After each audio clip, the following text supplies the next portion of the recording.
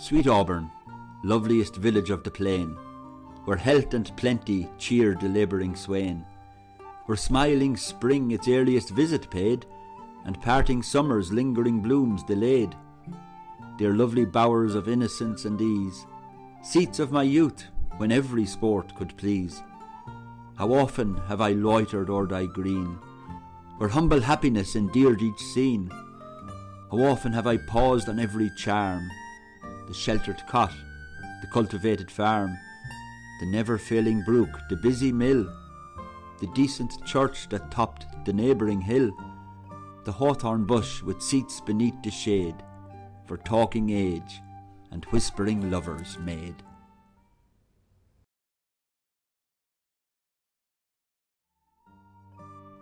Ill fares the land to hastening ills a prey, where wealth accumulates and men decay.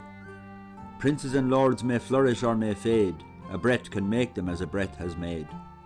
But a bold peasantry, their country's pride, when once destroyed, can never be supplied.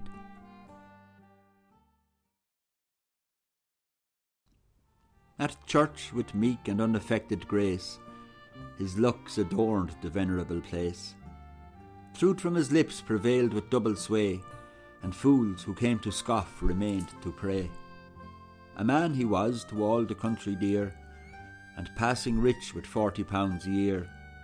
Remote from towns he ran his godly race, nor e'er had changed nor wished to change his place. Unpractised he to fawn or seek for power by doctrines fashioned to the varying hour. Far other aims his heart had learned to prize, more skilled to raise the wretched than to rise. His house was known to all the vagrant train, he chid their wanderings but relieved their pain. The long-remembered beggar was his guest, whose beard descending swept his aged breast. The ruined spendthrift, now no longer proud, claimed kindred there and had his claims allowed. The broken soldier kindly bade to stay, sate by his fire and talked the night away, wept o'er his wounds or tales of sorrow done, shouldered his crutch and shewed how fields were won. Beside yon straggling fence that skirts the way, with blossomed firs unprofitably gay, there, in his noisy mansion skilled to rule, the village master taught his little school. A man severe he was and stern to view. I knew him well, and every truant knew. Well had the boding tremblers learned to trace the day's disasters in his morning face. Full well they laughed with counterfeited glee at all his jokes, for many a joke had he. Full well the busy whisper circling round conveyed the dismal tidings when he frowned. Yet he was kind, or if severe in aught, the love he bore to learning was in fault. The village all declared how much he knew. 'Twas certain he could write and cipher too. Lands he could measure, terms and tides presage, and even the story ran that he could gauge. In arguing too the parson owned his skill, for even though vanquished he could argue still, while words of learned lent and thundering sound amazed the gazing rustics ranged around. And still they gazed, and still the wonder grew, that one small head could carry all he knew.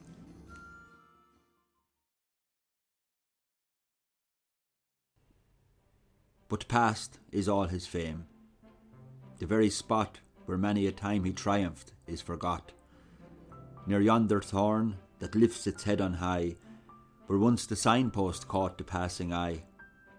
Low lies that house where nut-brown draughts inspired, where grey-beard mirth and smiling toil retired, where village statesmen talked with looks profound, and news much older than their ale went round. Imagination fondly stoops to trace the parlour splendours of that festive place, the whitewashed wall, the nicely sanded floor, the varnished clock that clicked behind the door, the chest contrived a double debt to pay, a bed by night, a chest of drawers by day, the pictures placed for ornament and use, the 12 good rules, the royal game of goose, the hearth, except when winter chilled the day, with aspen boughs and flowers and fennel gay.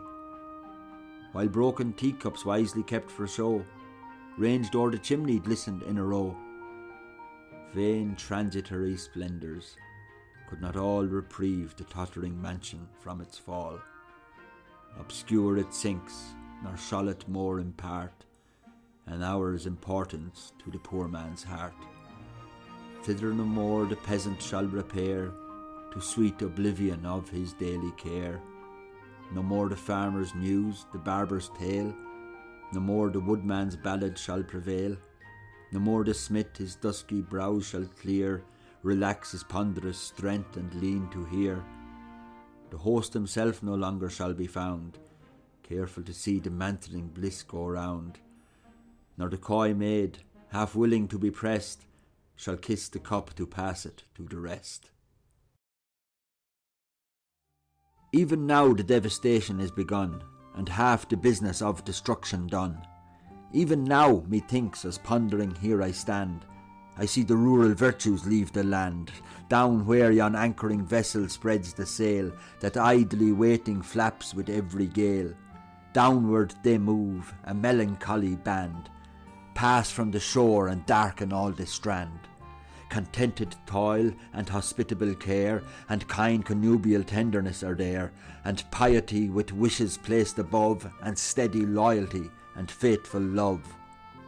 Still, let thy voice prevailing over time redress the rigours of the inclement clime. Aid slighted truth with thy persuasive strain, teach erring man to spurn the rage of gain.